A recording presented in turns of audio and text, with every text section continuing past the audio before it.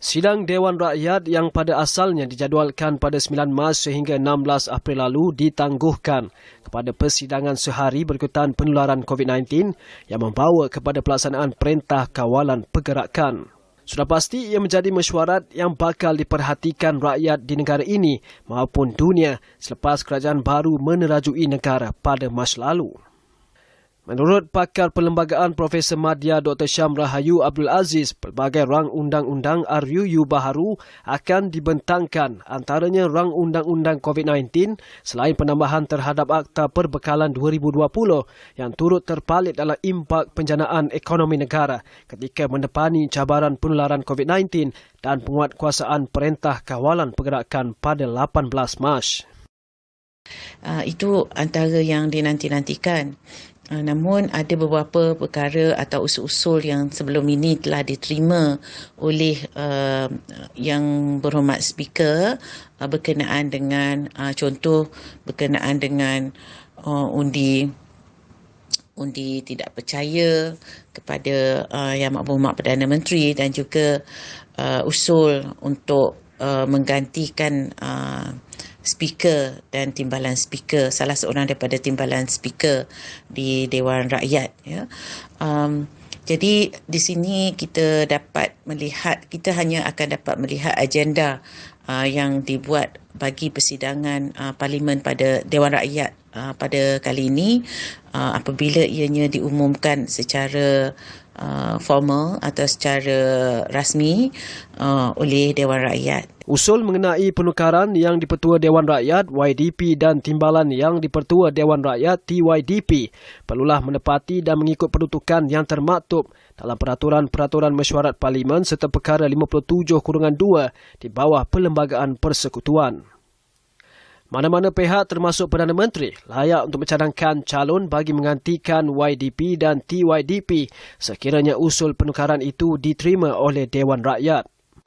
Pada amalan di negara kita ini, pada kebiasaannya apabila kerajaan itu bertukar, maka kerajaan baru biasanya akan mengemukakan calon baru bagi speaker ataupun yang di-Pertua Dewan.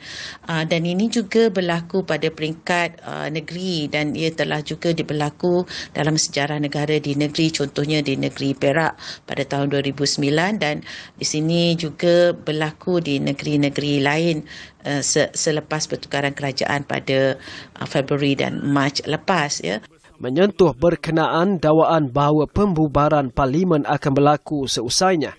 Mesyuarat Parlimen Penggal ini bagi membenarkan pilihan raya umum ke-15 diadakan. Dr. Syam Rahayu menjelaskan dari segi perundangan, kedudukan kerajaan ketika ini adalah kerajaan yang dilantik oleh Yang di-Pertuan Agong.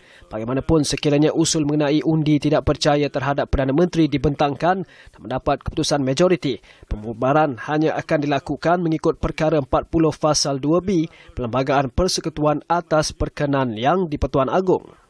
Dalam pada itu, beliau berharap kehadiran wakil-wakil rakyat ketika perbahasan yang sebelum ini mengecewakan dapat diutuhkan bagi memastikan kuasa eksekutif Parlimen dalam konteks demokrasi dapat dilaksanakan dalam mesyuarat kali ini.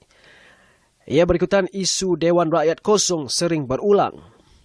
Ya, kehadiran anggota Parlimen adalah suatu perkara yang amat penting dalam konteks demokrasi. Kita menyaksikan sebelum ini bahawa pada kebiasaannya sesi petang di Parlimen itu akan kurang kehadirannya. Bahkan kita sebagai rakyat juga nampak bahawa Dewan itu sentiasa kosong. Dan ini sangat mengecewakan.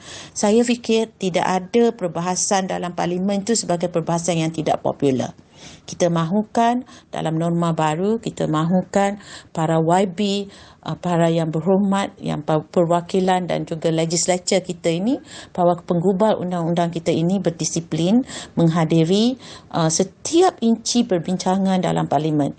Jadi tidak ada mindset, tidak ada ketetapan minda yang menyatakan bahawa tidak ada perbahasan yang tidak popular di Parlimen. Apa jua titik tolaknya, Parlimen sebagai wadah demokrasi akan mula bersidang Isnin minggu depan selama 25 hari sehingga 27 Ogos bagi membawa suara rakyat dan bukannya dijadikan medan percaturan politik tanpa sebab munasabah.